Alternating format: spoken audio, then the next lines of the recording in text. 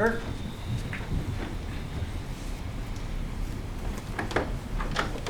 Hearing is now resumed. Mr. Commissioner, I'm pleased to say that the reason why I'm starting here at the podium is simply to introduce Michael Bissonette, an articling student with our firm. Thank you very much, Ms. Gardner. Mr. Commissioner, today is the commencement of the hearings dealing with the topic of hydro, water flow, and temperature. Today's hearings will include the examination of a panel of 3 scientists, Craig Orr, Steve McDonald, and Mike Bradford, moving from my left to right, looking at the witnesses. Dr. Orr and Dr. Bradford have been here before. This is Dr. McDonald's first appearance. If we could have the witnesses sworn, please. You solemnly affirm that the evidence to be given by you to this hearing shall be the truth, the whole truth, and nothing but the truth? I do. I do. I do. State your name, please. Michael Bradford. Steve McDonald. Craig Orr. Thank you. Counsel. So, Mr. Commissioner, I will start with the qualifications of the witnesses. I will be seeking to have each of them qualified as an expert witness. Starting with Dr. Bradford, I'll be seeking to have Dr. Bradford qualify as an aquatic habitat ecologist. Dr. Bradford, you hold a PhD in biology from McGill, That's correct. and you also have a bachelor and master's degree in biology from Simon Fraser University. Yes. You've been a research scientist with the Department of Fisheries and Oceans since 1992. Correct. And one area in which you research is the effects of flow regulation on stream ecosystems and salmon. Yes. You're the associate editor for the Canadian Journal of Fisheries and Aquatic Science. Yes. We could have Dr.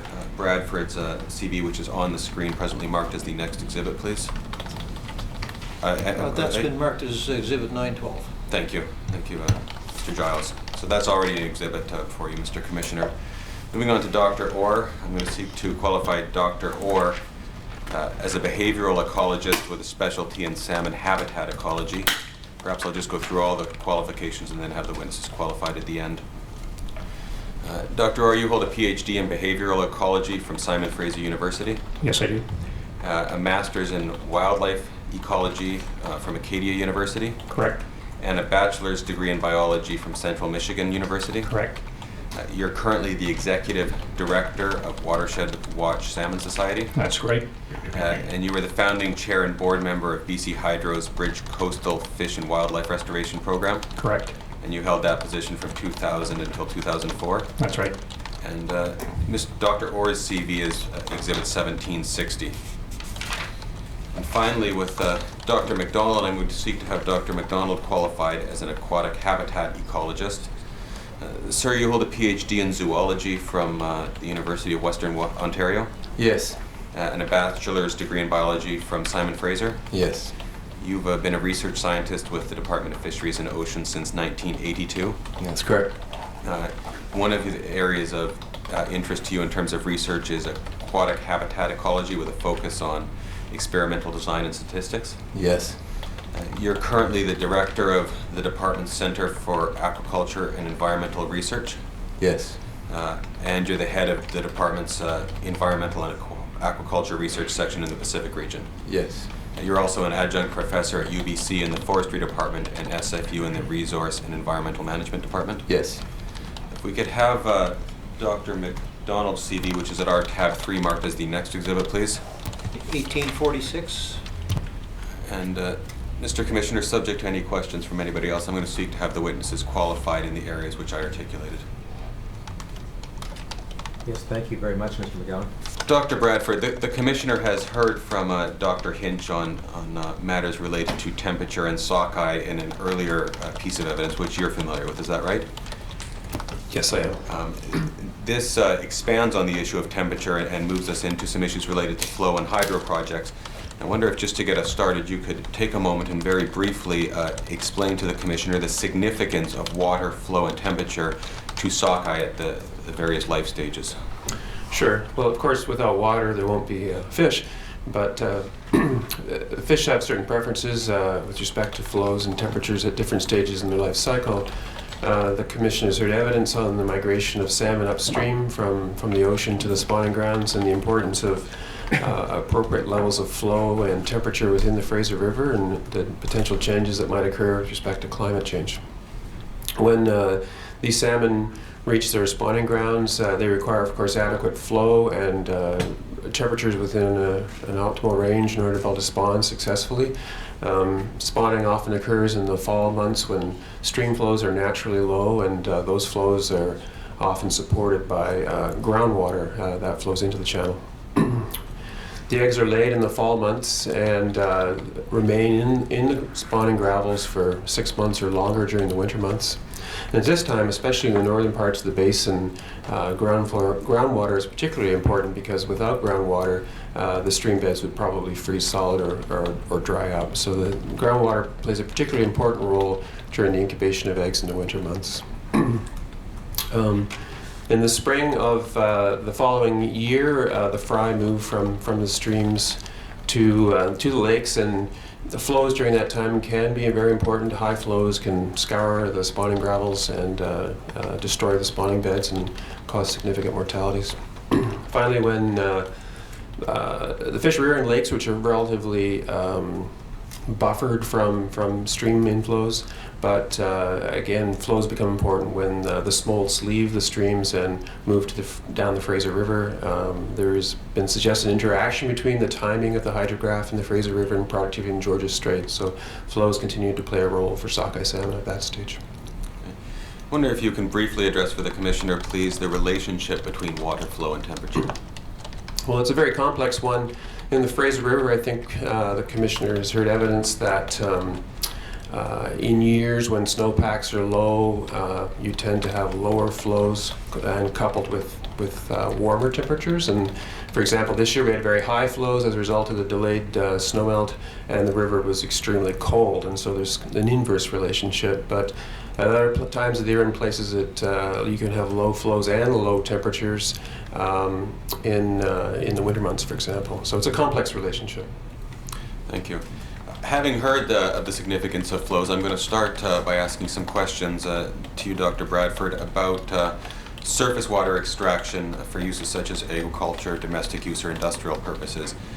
Can the extraction of water lead to difficulties for salmon or for sockeye specifically?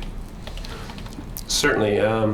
Surface water extraction is the removal of water for these various uses. In many parts of the province, the demands for water are greatest in the late summer and fall for irrigation purposes, and that's a time when flows are naturally low, and so in some river systems they can become very stressful for fish because the low volumes of water often corresponds to high temperatures, and producing an environment that can be unsuitable for salmon. Okay. Are there areas or streams in the Fraser watershed, if we're thinking only about sockeye, where sockeye are potentially impacted negatively by water withdrawals at present? It's not as big a problem for sockeye as it is for the other species. Many of the major sockeye producing areas, the spawning grounds, are located downstream of large lakes, such as the Adams River, for example, and water withdrawals. There aren't water withdrawals in those systems that would impact the spawning areas. But there are areas, particularly around Shuswap, in the Shuswap Basin, where water withdrawals in some of the rivers may have some effect on the quality of the environments for sockeye, but I don't think it's as big a problem as it is for coho salmon, for example. Okay. Given what you've said about that, and given what we know about climate change and population growth and the potential for future development, are there areas in the province where you have concerns about potential impacts on sockeye habitat from water withdrawals in the future? Yes, there are concerns beginning with Cultus Lake sockeye and the water withdrawals in that basin for groundwater use. Not so much surface water in that case. But I think population growth, certainly in the drier parts of the province, in the Okanagan and in the Caribou areas, potentially in the future could have impacts on sockeye habitat. Dr. Orr, I wonder if you have anything to add to the issues surrounding surface water extraction and its potential impact. I think Dr. Bradford's covered most of it, but the issue with surface water licensing is we're way oversubscribed And, I think there's something like 40,000 water licenses out there right now. And we go into principle first in line, first in rights. And these are granted in perpetuity, so there's always conflicts over the amount of water that's available for fish and wildlife, especially when humans move into these arid areas. Thank you for that. Mr. Commissioner, just for your benefit, we will be hearing from Mr. Glenn Davidson, who's the Chief Water Comptroller, who issues the licenses in British Columbia tomorrow. I'm going to move on now to the issue of groundwater extraction. And Dr. McDonald, I wonder if you could please explain to the Commissioner briefly the significance of groundwater to sockeye. Dr. Bradford introduced it in his introductory comments, but maybe you could expand a little bit. Yes, Dr. Bradford has touched on some of it, but I'll begin by saying that groundwater is generally warmer in the winter and cooler in the summer than surface water. So anywhere that groundwater is having an influence, it tends to be a moderating influence on the environment in that area. There's other benefits to groundwater. It delivers ions, it delivers nutrients to the stream, so it does have an influence on water chemistry, and it can have an influence on the productivity of streams as well. And I think, as Dr. Bradford has suggested, it maintains flows in the summertime. What I'd like to do is just talk quickly about the winter and then about the summer. Please. And in the winter, particularly in the northern parts of the Fraser watershed, northern parts of this province, the influence of groundwater is to keep the stream fluid. In other words, prevent the stream from freezing up, prevent anchor ice from forming. And as far as sockeye are concerned, yes, many of the streams are below lakes, as Dr. Bradford has suggested, but in the case of the Early Stewart Run, historically very famous run, most of the natal habitat is actually above the lake in very small, narrow streams, maybe a third the width of this courtroom. And these streams are flowing all winter long, despite the fact that the temperature might be minus 40 for long periods of time. And that's because of groundwater. These eggs, the Early Stewart, arrive early, as it suggests, so that the eggs can actually incubate and be the alevins can be in a position to actually move through the gravel. They don't emerge, but move through the gravel through the winter time to avoid anchor ice and actually find these pockets of warm water. So in the winter time, there's certain parts of this province where we wouldn't have sockeye salmon if it wasn't for groundwater. In the summer, the easiest way to point out the importance of groundwater in the summer is just to look at the temperatures that these fish experience as they enter the Fraser River. They enter coming out of the Strait of Georgia, where temperatures might be 12 or 13 degrees. Fraser River, it's a little bit warmer, and as they proceed up the Fraser River, say past Hell's Gate, temperatures might be 15, 16, 17 degrees. And warmer years, even warmer. They get into the Nechako, temperatures are even warmer. They go up, this isn't talking about the Early Stewarts here, they go up through Stewart Lake, and when they get into the lakes, they try to seek cooler temperatures down deep.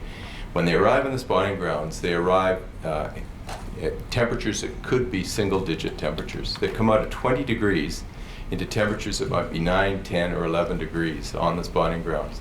And that, in these small streams, that's because of groundwater. And they could not survive if they had to spawn in 20-degree water. They have to find these cold water sources to spawn. You've touched on the spawning grounds. On the way up, is there an issue of thermal refugia provided by groundwater in some circumstances? It's thought there is. Certainly, on the warm years, you do see fish holding at the mouths of tributaries to the Fraser River, and this is cooler water, and so it's thought that these are thermal refugia for these fish. These fish can't delay very long, though, because they're on a time budget. They have to get to the spawning grounds to spawn, obviously, before they die. But I do believe that there are thermal refugia on the way up through the river. Dr. Orr, through your involvement with Watershed Watch, have you become familiar with the extent to which groundwater is licensed in British Columbia? I have. I wonder if you could explain to the Commissioner your thoughts on that. Yeah, it is an area of concern in terms of all salmon species, and we've heard for sockeye as well. But currently, only extremely large extractions of groundwater are required to have licenses. I think it's the threshold is 75 liters per second, and it's hard to put that in perspective, but that's a lot of water. Watershed Watch has commissioned a legal review of our groundwater protection in the past and done several reports. Unfortunately, we are not protecting groundwater at this time. It is promised as one of the themes under the Water Sustainability Act, the Water Act modernization process, but at this time we don't know to what extent groundwater will be licensed or protected, and there's only a couple of special areas where it's been studied, and we don't even know the full extent of where groundwater is in this province in terms of how it may moderate temperature flow and streams. So we don't know where it is, and it's not really licensed at this time like surface water. And the concerns that we have seen, and especially in some of these arid areas, is where surface water licenses are fully subscribed. We're seeing in areas like the Nicola wells being drilled into the ground right next to streams to extract groundwater where no license is needed. So I think the licensing of groundwater has come up, and certainly in the public consultations on Water Act modernization, as something that needs to move forward. Modernization process proposes to move to greater regulation of groundwater. Do you and your organization support that? Absolutely. It has to be done in order to maintain the resilience of the salmon habitat. Either Dr. Orr or Dr. McDonald, are there specific areas or streams associated with sockeye productivity where you have particular concerns of the negative impact of groundwater extraction or the potential for it? Well, I think we've already heard about early Stewarts, and the situation there with that, with those fish is that they've been in some decline and are currently trending at very low levels over the past 20, 25 years. And, if we want to maintain those stocks, we're going to have to, do something about protecting the groundwater. Thank you for that. I'm going to turn now and move to the issue of potential impacts associated with hydro projects, and I'm going to start by focusing on BC hydro projects. So leaving aside the Camano projects and independent projects, I'd like to focus first of all on BC hydro projects. Dr. Bradford, I wonder if you could just take the Commissioner through the several BC hydro operations that are in existence in the Fraser watershed and explain either the historic or potential present impacts associated with those different projects, maybe starting with the Coquitlam and Alouette examples. Surely. There's, of course, working up through the watershed, there are a number of older hydroelectric facilities in the lower mainland, and both the Coquitlam and Alouette dams, which were built in the early 1900s, prevented sockeye salmon populations that existed in those watersheds from migrating to the ocean, and so the anadromous segment of those populations were extirpated a long time ago, and there's no provision at that time made for the passage of fish up and down through those power projects or water retention projects. The one hydro system that has potential impacts on sockeye salmon is the Bridge-Seton hydroelectric system, which was most of it was completed in the middle 1900s, and there are two conservation units of sockeye salmon that have to pass through that hydroelectric system, and the impacts could occur. There's potential for some impact of BC Hydro's Shuswap Falls facility on downstream flows, but I don't think those are particularly significant. So it's relatively limited for comparison to the Columbia River, for example. Okay, so if we're looking at present concerns or present issues, the Bridge-Seton is the operation that you would focus on? For sockeye, yes. For sockeye, thank you. Now, we heard about two populations that historically existed having been blocked at the Coquitlam and Alouette facilities. Dr. Orr, have you had some involvement in initiatives exploring the possibility of restoring access to at least one of those systems? Yes, we've been quite involved in trying to restore sockeye to the Coquitlam River. They were, of course, extirpated over 100 years ago when the dam went up, the oldest one in the Fraser. And we worked with Coquitlam First Nation very closely and the citizens of Coquitlam. And I think we've been meeting now for 7 years on what's called the Coquitlam Salmon Restoration Program. In fact, we just had a meeting 2 days ago to look at the issue of sockeye. I can tell you from my experience, it's a much better idea to protect fish than it is trying to restore them. It's very, very difficult to re-anadromise fish. We did find through almost 5 years of feasibility studies that there are residualized sockeye in Coquitlam Lake, and we worked with BC Hydro and others in Greater Metro Vancouver, or GVRD as they were called.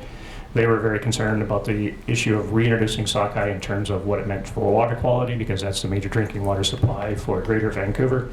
And we spent something in the order of nearly $2 million on feasibility studies just to get to the stage where we all agreed that it's possible to restart a small run.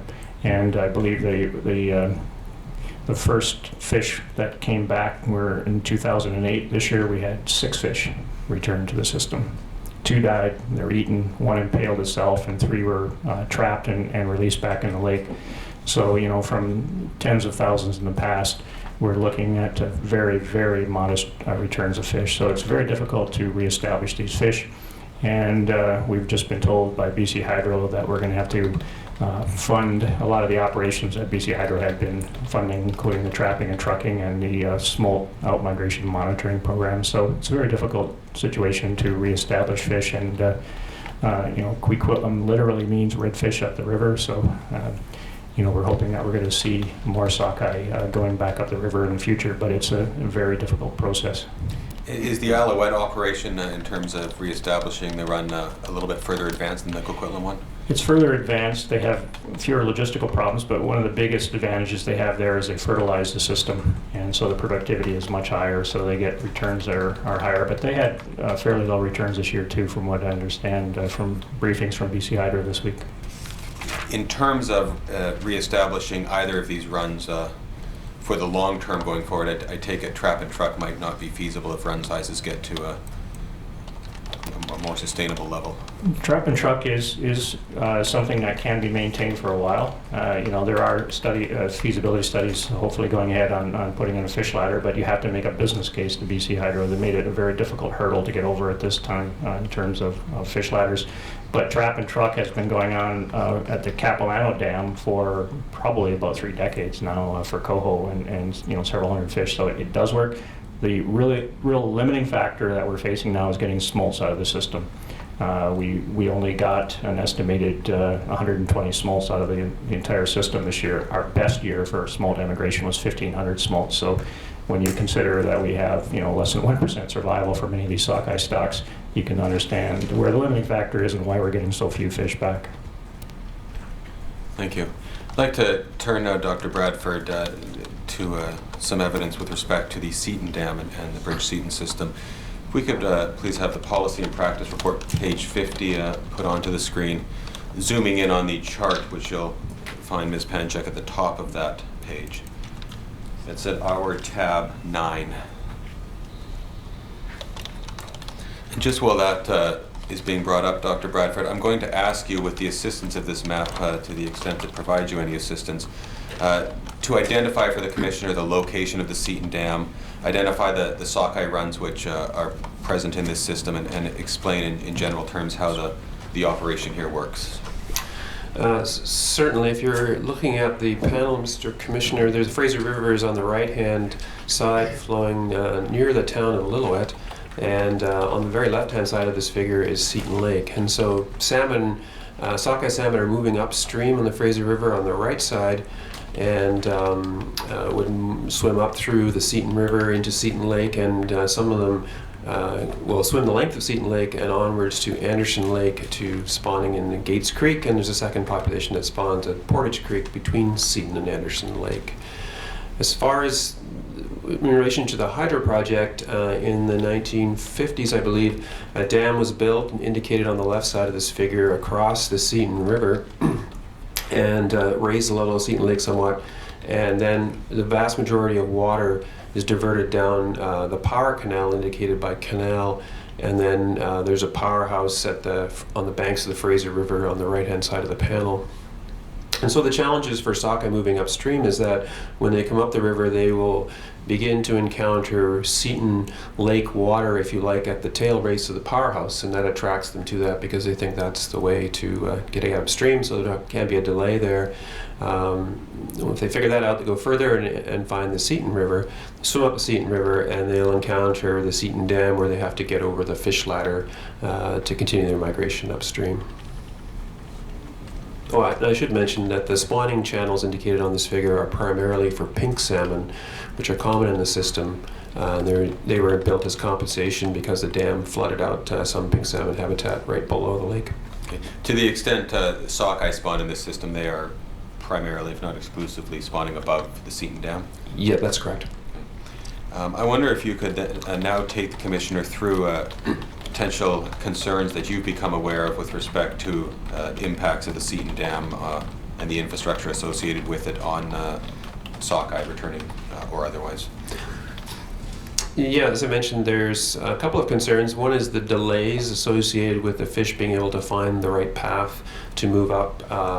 And then, so there's been attempts to alter the scent of the water by using this, indicated by the Cayuge Creek.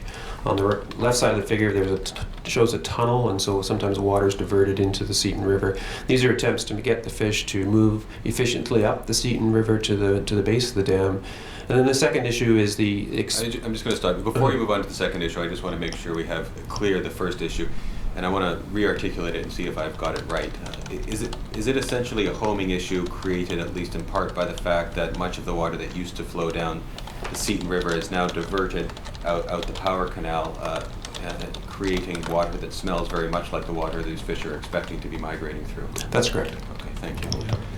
Moving on then to the second issue. The second issue is when they reach the Seton Dam, there's water flowing over various control structures, and at one side of the dam is the fish ladder, and the fish have to be able to find the fish ladder, which is the sort of attraction to the entrance of the fish ladder, and then ascend the fish ladder, and there is potential for stress and energetic expenditures during that ascent that can compromise their ability to complete their life cycle to migrate upstream and spawn. Thank you.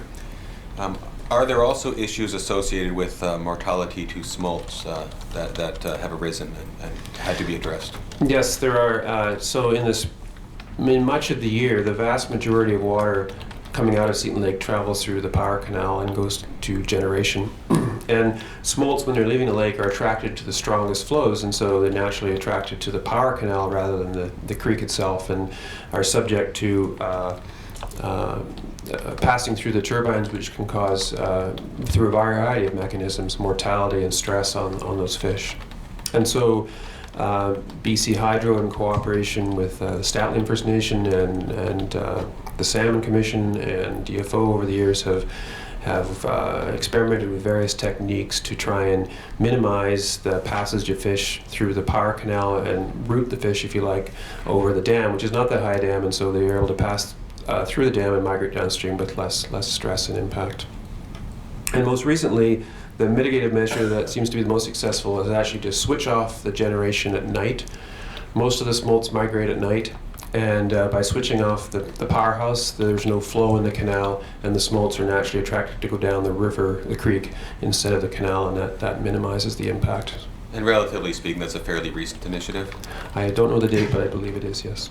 Mr. Commissioner, we'll have Mr. Paul Higgins from BC Hydro here tomorrow who can explain the process which led to that. One of the other issues I wanted to ask you about was one of the concerns that was brought to our attention. I wanted to ask if you have an opinion on it, is the issue of turbidity in Seton Lake that has perhaps changed somewhat by the system and the alterations to it. Could we go back to the other figure? Certainly. Can we have page 47, please? So that's fine. This blows out and shows the full extent of the Bridge Seton project, and so just north of Seton Lake is the Bridge Basin, and so the generation capacity of the Seton system comes from water diverted from the adjacent Bridge watershed, which is shown through that dashed line that extends into Seton Lake. The Bridge system drains the Bridge Glacier, a large glaciated area, and so the water is colored, and it enters Seton Lake. Seton Lake Anderson Lake upstream is relatively clear. Seton Lake was clear before this project, but is now a turbid color, much like other glacial lakes you'll see in the province. So there are definitely concerns about whether that turbidity has impacted productivity. I did consult with my colleagues who do limnology studies on these lakes, and they found that the smolts, the juvenile sockeye within Seton Lake were larger than they are in Anderson Lake, and so they seem to be foraging successfully.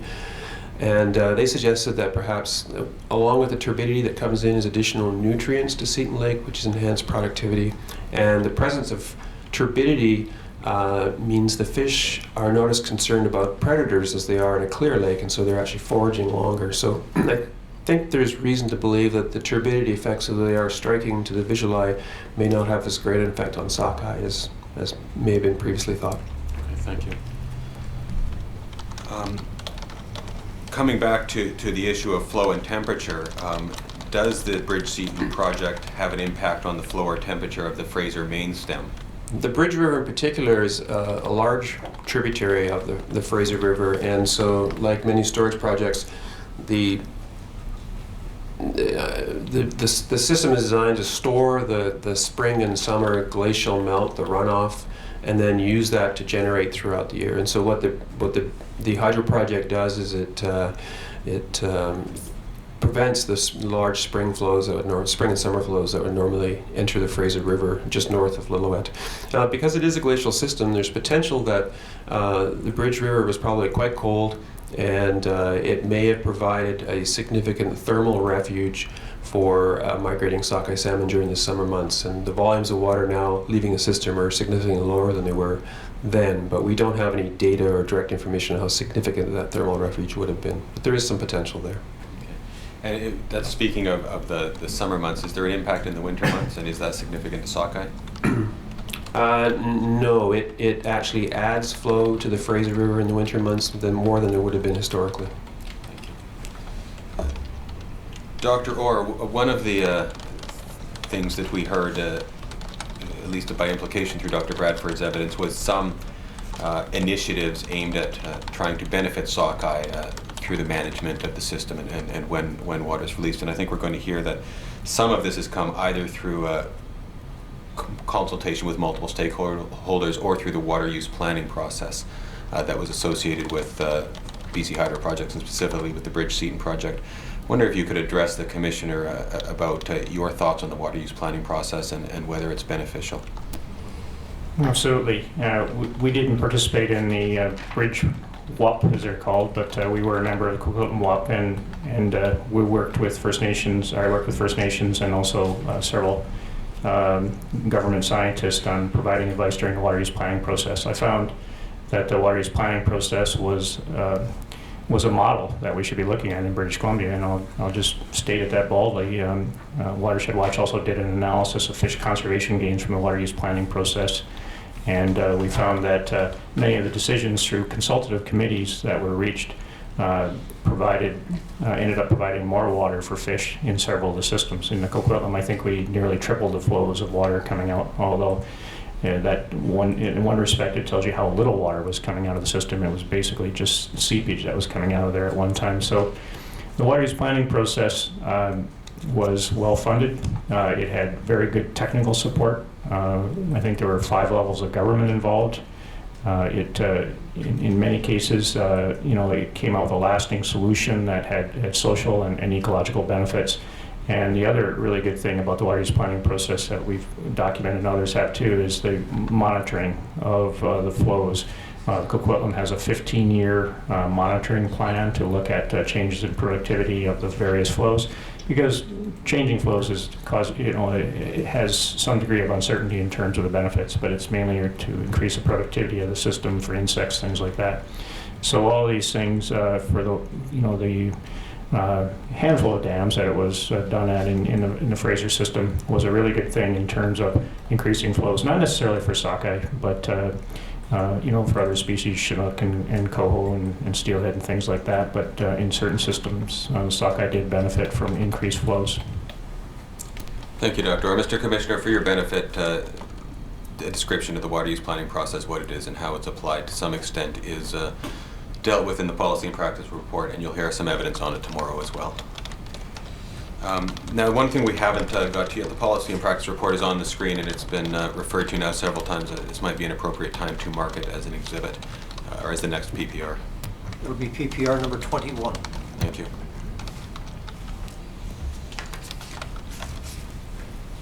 I'd like to move now, gentlemen, to some evidence respecting the Camano Power Project, which is not a BC hydropower project. Dr. McDonald, you have some experience and have conducted some research with respect to that operation, is that correct? Yes, I have. I'm going to ask that we turn to page 60 of the Policy and Practice Report. Highlight that diagram, and with the assistance of that diagram, could you please describe the Camano Power Project and the infrastructure associated with it and any alteration to topography, etc.? Yes, it's a complex system. Let's start with the Kenny Dam. When it was decided to create an aluminum smelter at Kitimat, the Kenny Dam was constructed in the early 1950s, and it created the chain of lakes that you see there. Kenny Dam's in red in the center of the figure, Utsa and other lakes. And that water is an impoundment, but it's important to say for you to know that it's also a diversion, because a certain portion of that water goes out through the tunnels, the power tunnel on the left of the figure, through a power generation station, the Camano, and then out into the Gardner Canal, and is therefore deprived of passage through the Fraser River. The other important point to make at this time is that the Kenny Dam does not have a water release facility associated with it. It's a earth-fill structure, a big pile of rock, and water does not pass through there. For water to enter the Chaco River from the reservoir, it must go through the Skins Lake spillway, a little left of the Kenny Dam there off Utsa Lake. And to do that, it must pass through the Chislata system and then enter the Nechako River. A couple of points here. There is about 9 kilometers of Nechako River canyon that is below the Kenny Dam and above Chislata Falls that is essentially dewatered. It has groundwater, and it's forested at this time because no water leaves the Kenny Dam. And the other point to make is when the Skins Lake spillway came into action, the amount of water passing through the Chislata system went up by at least an order of magnitude. So this operation has had some major effects on the Chislata system, as well as obviously the upper Nechako, which is now a reservoir. A few other points. The sockeye that spawn in this area, the early Stewart, which I've already talked about, will experience the portion of the Nechako River from Prince George to the Stewart River confluence. So a fairly short portion of the Nechako River, and they may only pass through that. It's approximately a 30-day migration for the sockeye salmon, which they may spend 2 or 3 days in that stretch before moving into the Stewart. But there are sockeye stocks that spawn further up in the Nechako, the Nadina, and the Stalaco River, and these have a late run and an early run as well. So early in the year, there's a lot of sockeye. Early being midsummer, there's a lot of sockeye, or we hope there's a lot of sockeye migrating through this stretch of river, but they don't all use the entire portion of the river. Another point to be made is please look at the town or the location called Finmore, just above the confluence with the Stewart River. Finmore is the location of a very important data logger, logs water temperatures, and it's the site that a temperature target is located, and it's a temperature target of 20 degrees, and as we get into talking about the temperature management program, it's Finmore that is used as a target for trying to achieve temperatures of 20 degrees or less during a period in the summer when sockeye, the early runs of sockeye are using this stretch of river. So I'll let you guide me into the next stage of this. Thank you. That was helpful. That's a lot of information. So I may just take you back Yeah, through a please little, do, yeah. a couple of pieces again to make sure we have it all. There are several Stockeye runs which pass through the Nechako, including the Stewart, the Nadina, and the Stalaco. Is that correct? Yes, that's correct. Now, none of those actually pass up the Nechako to the Kenny Dam or through the Chislata system, but they are impacted by the flows in the Nechako in the stretch of the Nechako between Prince George and either the Stewart River or the Stalaco River, correct? That's a very good point to make. These are downstream effects we're talking about as opposed to actual impacts to the spawning ground. Okay. And the Kenny Dam, which we see about just right of center near the bottom Yeah, of the yeah. page, that's the earthen structure you're referring to, and no water ever passes through that. No, not at this stage. To the extent any water from the upper Nechako system makes its way back into the Nechako River, that's accomplished by releasing that water through the Skins Lake spillway, correct? That's absolutely right. And prior to that water rejoining the Nechako, it has to go through the Chislata Lake system, That's correct. which is, maybe you can tell the Commissioner the approximate length of that diversion. Oh, actually not off the top of my head. You look at about 50 kilometers, 60 kilometers, just based on the index at the bottom. Yeah, there's a scale at the bottom Scale, of the yeah. page, yes. And the Chislata Lake system was originally a series of lakes and river that was much smaller than it now is, at least when water's flowing through it from the upper Nechako system. Well, it certainly had a lot less water in it. That's Yeah. correct. In fact, the very upper reaches below Skins Lake had no water at all, as I understand. And the power generation from this operation occurs by way of release through a tunnel on the left side of the page through power generation turbines That's correct. Yeah. released out into the inlet, into the ocean. Yes, it's a tunnel. Yes. Okay, thank you.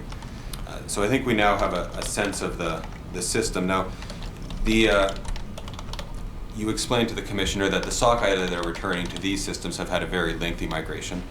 Correct. And this comes, where in the length of that migration does this stretch of the Nechako come? Well, it's near the end of the migration. At the very, again, picking on the early Stewarts, at the very top of of this figure, you'll see Tackle Lake, and Tackle Lake and the river connecting Tackle Lake to Trembler Lake are the locations of the small, most of them small or medium-sized natal streams for these fish. So, although later in the year there's runs that actually spawn in some of the larger rivers as well, but the early runs spawn in the smaller systems that feed into this. So it's I'd say 3/4 of the way through the migration they reach this site. Now, I understand that there's something called the Summer Temperature Management Program that is operated with respect to this system, and I wonder if you could explain what that program is to the Commissioner, please. Yes, in 1980, concern for, well, I should start by saying, as I'm repeating myself, as I said, there was a reduction in water when this system of power production was put into place, and there was concern, along with the influence of climate change, that the water temperatures in the lower part of the Nechako, certainly lower being down to the confluence of the Stewart, were getting to be inhospitable for sockeye salmon in late July and early August, mid-August. So Summer Temperature Management Program, STMP, was put into play, and what it does, it's still being used, is starting on July 20th, it attempts to achieve, by releasing additional amounts of water than the base flow, it attempts to achieve lower temperatures, to lower the temperature, and the target that it tries to achieve is 20 degrees at Finmore. I don't know how much detail you want to get into here, but I'll say that it's run by a model that uses meteorological and hydrological information that specifies or anticipates the temperatures at Finmore. And if it anticipates that the temperatures are going to exceed 19.6 degrees, the plan is put in place, water's released, and that water is designed to maintain temperatures or cool temperatures at Finmore. Now, a few details here are actually pretty important. I mentioned July 20th. This program is in place until August 20th, so you're dealing with a 30-day period. It actually starts on July 10th, 10 days before I mentioned, because there is a requirement, just from the mechanics of this system, to pre-charge the Chislata Lake system, so that come July 20th, if the model indicates that you need to add water to the system, by adding water at that time, you'll get a, well, we'll say instantaneous or very rapid response. If you were to wait with the Chislata Lake not kind of inflated, you would have a problem. If you understand electricity, it's like a big capacitor, and so you need to charge it up so that when the time comes, if you need the water, you can just pound away at it and release the water. Now that has some pretty dramatic effects in the Chislata system, because of course this is an odd time of year, if you're comparing it to natural conditions, to be pouring a lot of water into the Chislata system, and it's also a kind of an odd time of year to be putting a lot of water into the Nechako as well, because you're creating a hydrographic peak in the middle of the summer, when the hydrographic peak should normally be in the spring. But would you like me to carry on and talk about the effectiveness of this Yeah, I'm plan? going to come to some questions about the effectiveness. Let's just make sure we understand the program. As I understand your evidence, this is a program operated whereby water is released between the 20th of July and the 20th of August to ensure that water temperatures at Finmore do not exceed 20 degrees. Is that correct? Correct. Okay. And for whose benefit is this program operated? It's to benefit sockeye salmon.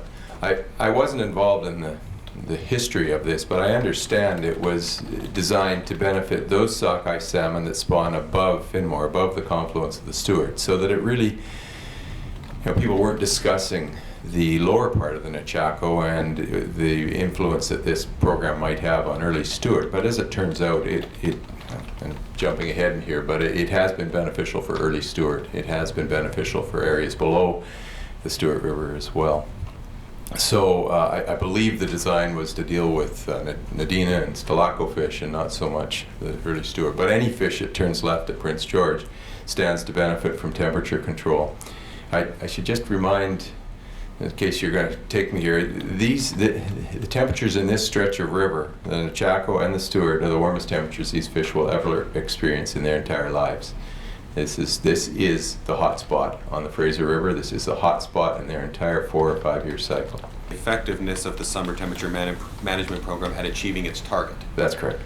I wonder if you can, and maybe I'll just take you to some of that research, and we can get those papers entered as exhibits. Right. Can we go to tab 4, please, of our documents?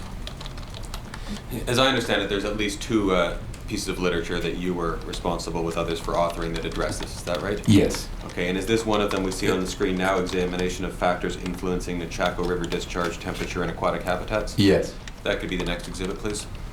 1847.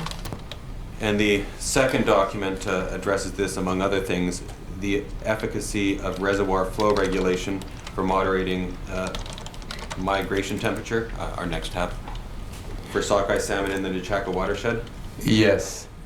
This is a slightly earlier edition, but it suffices. Mr. Commissioner, this paper has been accepted for publication, but isn't in print yet.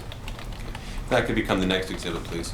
1848. I wonder if you could please then explain to the Commissioner the conclusions you drew from your research regarding the effectiveness of the STMP at meeting its target. Yeah, well, in a nutshell, it works. And it works because, very simply, if you have a large amount of water, it takes more energy to heat it than a small amount of water. It's just an issue of thermal mass.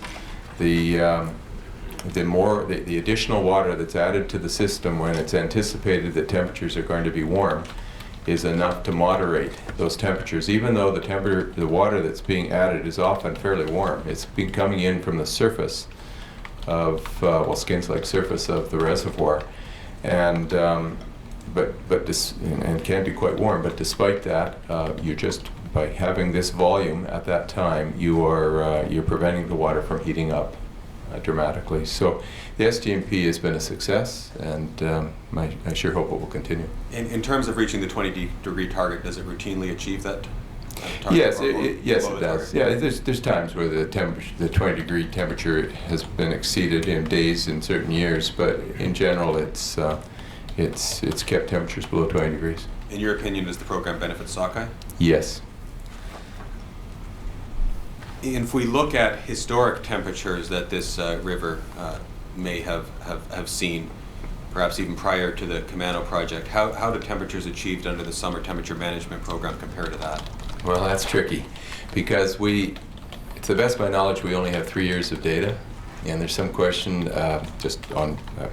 I don't want to suggest that the data is poor quality, but I mean, at my age and my ability to look at the data, I just can't be sure what the quality of those data are. So when you actually compare the 3 years, 1950, 51, and 52, before any actions took place to the rest of the other years, there is definitely something to be drawn from it. The temperatures back in the early 50s were quite warm, but and despite the fact the air temperature, for instance, was cooler.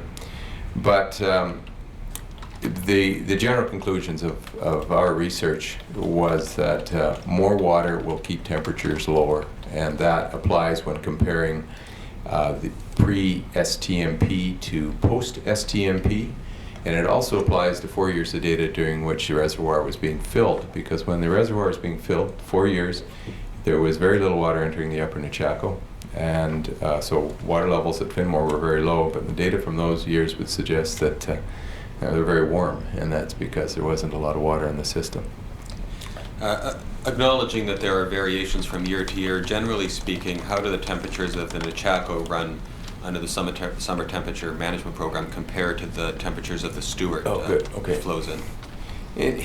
Many days, many years, most days, most years, the Stewart is a little bit warmer, less than a degree, but a little bit warmer than the Nechako. So the Nechako, before it meets, or as it meets the Stewart, is actually moderating the temperature of the Stewart. Now I gotta be careful here, because there are years where it's exactly the opposite, and in almost every year there might be a day or two where it's the opposite. But in general, there's a moderating influence by the Nechako before as it mixes with the Stewart.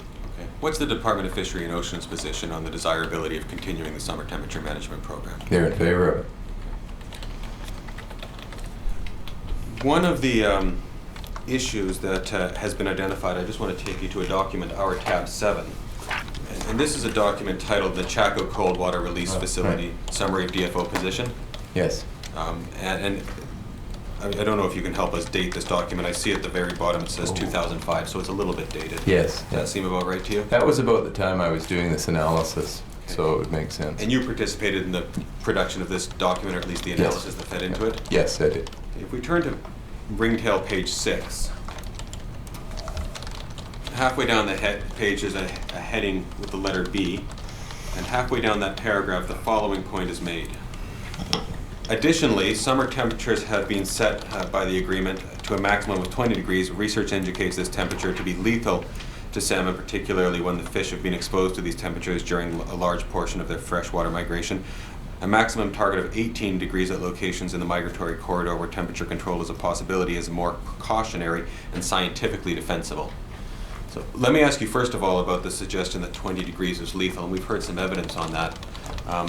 Can you sort of put that in context with respect to the length of this corridor and the history of migration through this area?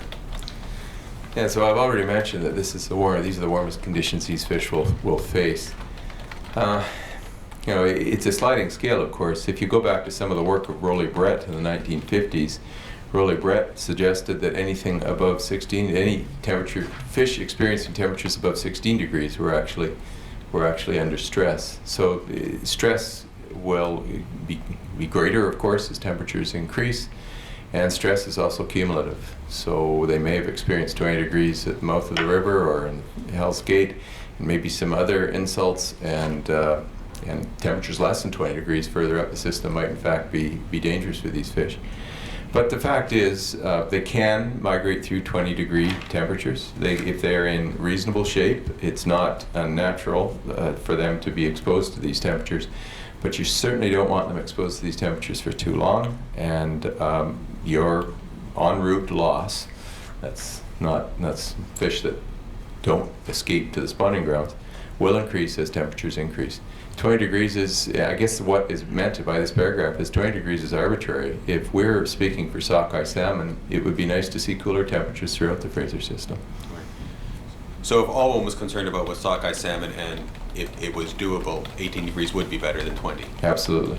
Are there practical impediments either associated with the infrastructure, the topography, or the geography of this area that impact on the ability to achieve lower targets with the present infrastructure that's in place? Yes. I wonder if you could explain those to the Commissioner. Well, there's a limit to the amount of water you can release through the system to begin with. So, and I've already mentioned that the temperature of the water that's being released is often fairly close to 20 degrees as it is. So, there's an absolute limit. And sometimes I believe the SDMP is doing its very best just to get to 20 degrees in some years, some situations. Is there sort of a holding capacity of the system, perhaps related to flood concerns, that also impacts on the amount of water that can be released? Well, yes, leaving sockeye salmon, then there's a plethora of other interests, stakeholders that have to be considered when it comes to releasing water, well, any time of year in the Nechako, but certainly in the summertime. And I've talked to you about the Chislata system, about its limitations. There's limitations because people have built in the floodplains up and down the Nechako River, including in Vanderhoof. You're walking a fine line when you're releasing water from the Skins spillway into the Nechako. There are times when there can be too much water as well, even in the summertime. In fact, some of the releases in the summertime are releases for safety reasons from the dam and not related to water temperature. I think the message I'm trying to make is it's very complicated, and you're always on a knife edge as you're trying to manage it from the sounds of it.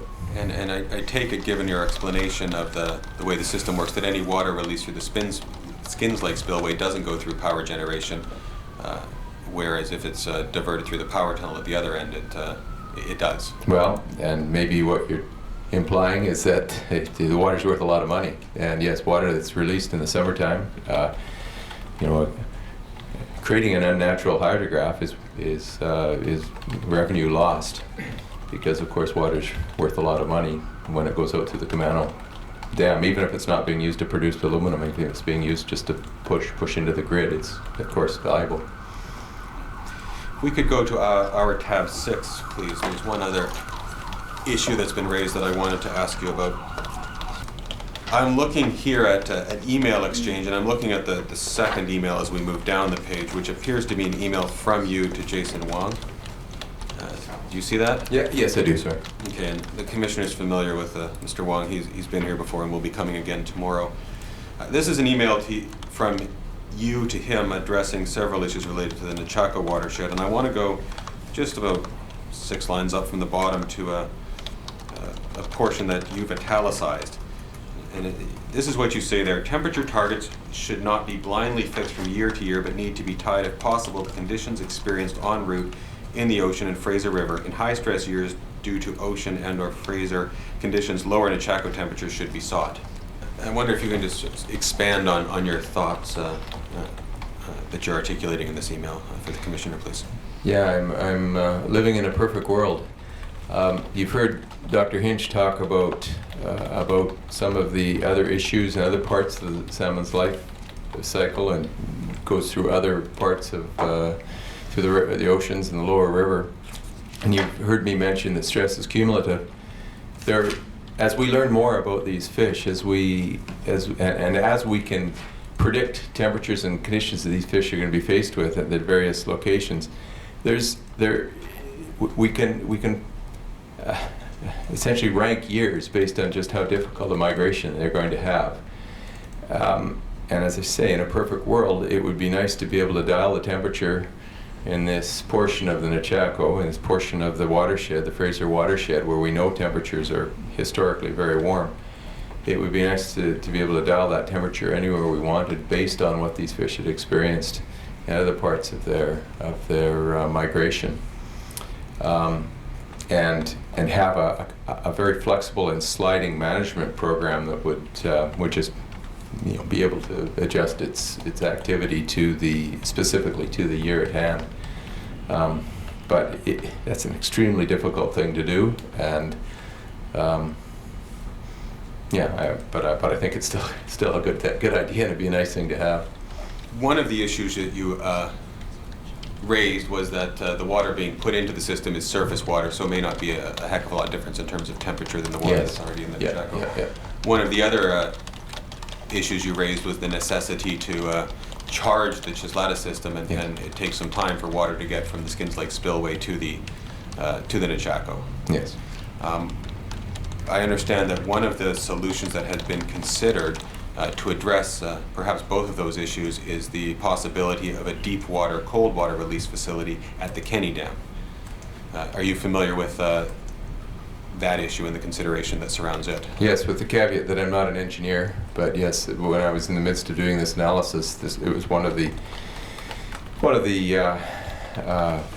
opportunities that was being examined, and the idea would be to take cold water from the bottom of the lake, the bottom of the reservoir, and build a water release facility at Kenny Dam, which you remember I told you has no water release at this time, and release it, essentially foregoing the use of the Chislata system and pushing water out to the Nechako from the Kenny Dam. And we were asked with our modeling efforts to essentially is the STMP working, and can we improve upon it by temperature control in the water? And did a lot of analyses on this, and the general thought was, yes, you will probably be able to control temperature at Finmore more carefully, more accurately, and there's a possibility of getting it cooler. But this was the entire program was couched in trying to save water. They called them freed up flows. We call them freed up flows, to use at other times of year. And we've mentioned other concerns. I've mentioned the hydrograph is unnatural. Possibly the water could be released in the water that was freed up could be released in the spring instead of in the summer when it's normally released, if you could release cooler water and less of it.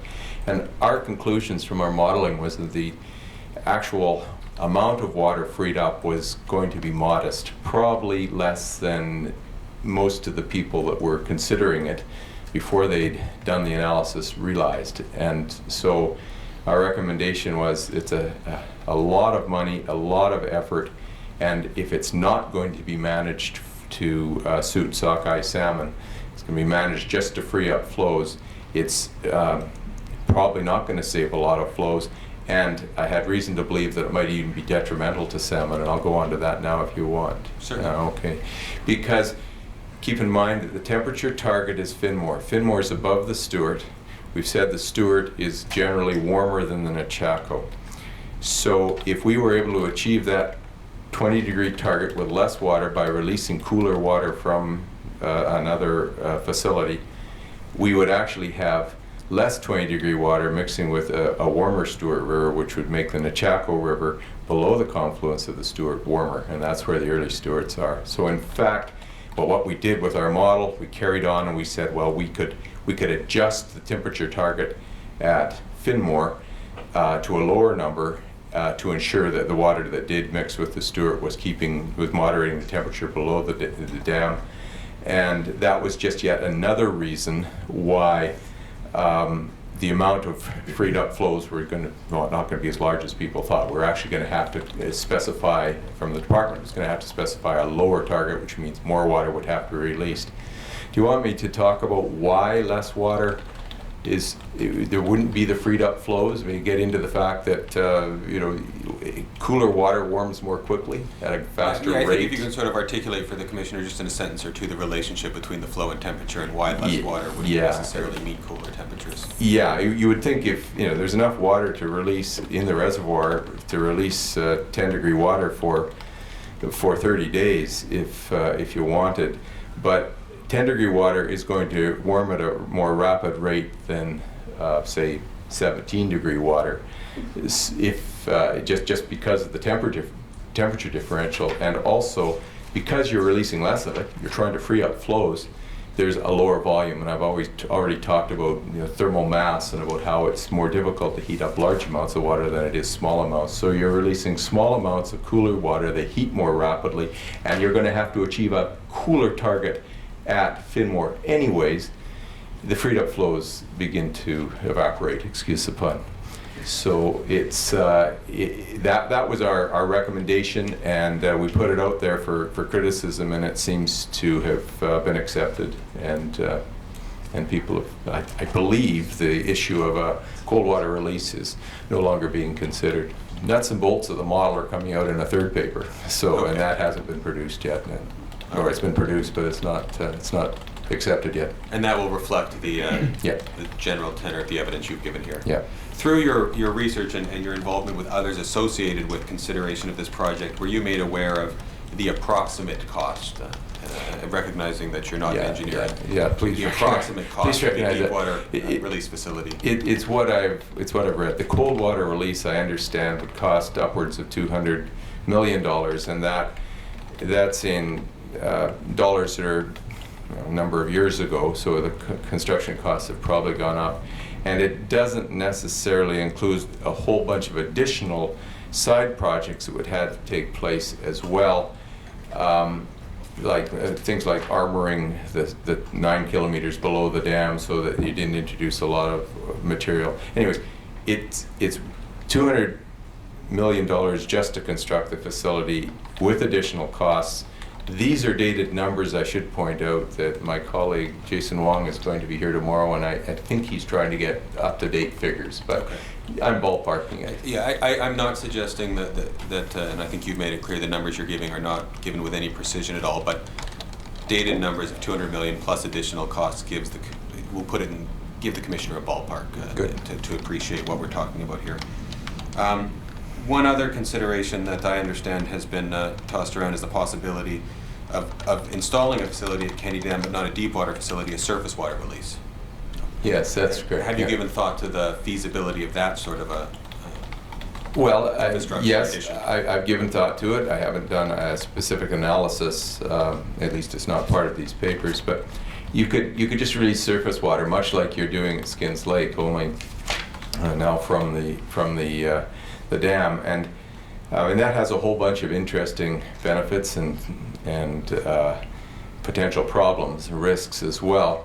For one thing, you're going to be allowing the Skins Lake system to return to something more natural, or possibly, because you can regulate the Skins system with the Skins Lake spillway, you could create whatever you want there. You can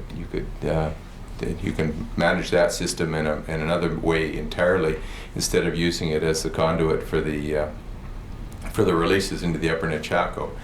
So that's certainly a possible benefit, and you will be, by releasing through the Kenny Dam, adding 9 kilometers of Nechako River stream bed, which is now out of action. You'll be adding that to the system. You'll have to be careful because there's a lot of sediment in there, particularly at the Cheslata fan, you don't want to just all of a sudden go racing down the system, but there's ways of managing that. So that's a possible benefit.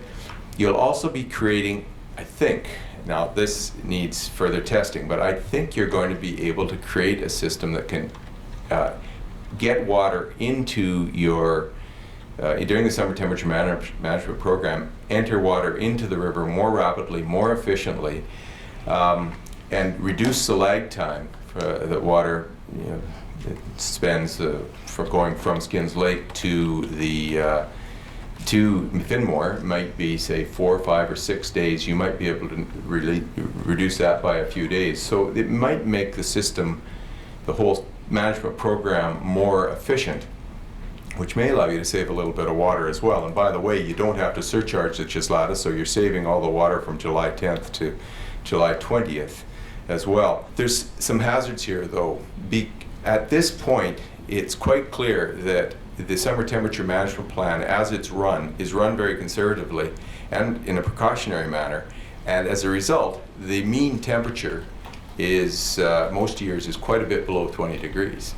And that's, I believe, because the system's being run in a manner that you don't want to exceed 20 degrees. It's like a one-tail test. You're not allowed to go over, but you're allowed to be as far under as you can be. And because of that, as a result, the temperatures at Finmore, I think, tend to be quite a bit cooler. If you came up with a more efficient system, we might actually be able to get much closer to those 20-degree temperatures. The actual mean temperature in any given year might, in fact, be a little bit higher. So we would have to consider that as departmental staff, coming up with a management regime with the view to not allowing temperatures below the confluence from getting any warmer than they already are. You haven't done the same type of detailed analysis of the potential viability of a surface water facility that you have for a deep water facility? No, there would be some more, I would feel more comfortable doing more research on that. Okay, Yeah. so there's still some information to gather before you can determine where you'd land in terms of opinion as to the advisability of this. Is that fair? Or I don't want to mischaracterize. I think I'm going to go on a limb and say I think it's probably a good idea from a sockeye standpoint, but the devil is in the details on how it's managed, how it's run. If it's run for the benefit of sockeye salmon, and we have to acknowledge that there's many other stakeholders here, but if it's run for the benefit of sockeye salmon in the middle of the summer, either a cold water or a surface water release can be beneficial. But if it's not, it could be worse. It could make things worse. And do you have any sense of what ballpark we'd be looking at in terms of cost to develop that sort of a facility?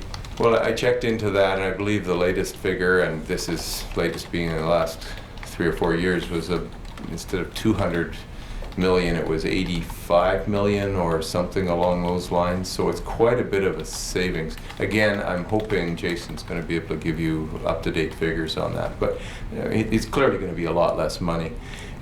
Yeah, and there's other issues as well. I should have mentioned you could start generating hydroelectric power from the Kenny Dam as well, which you're not doing at Skinslake, and recover some of the costs.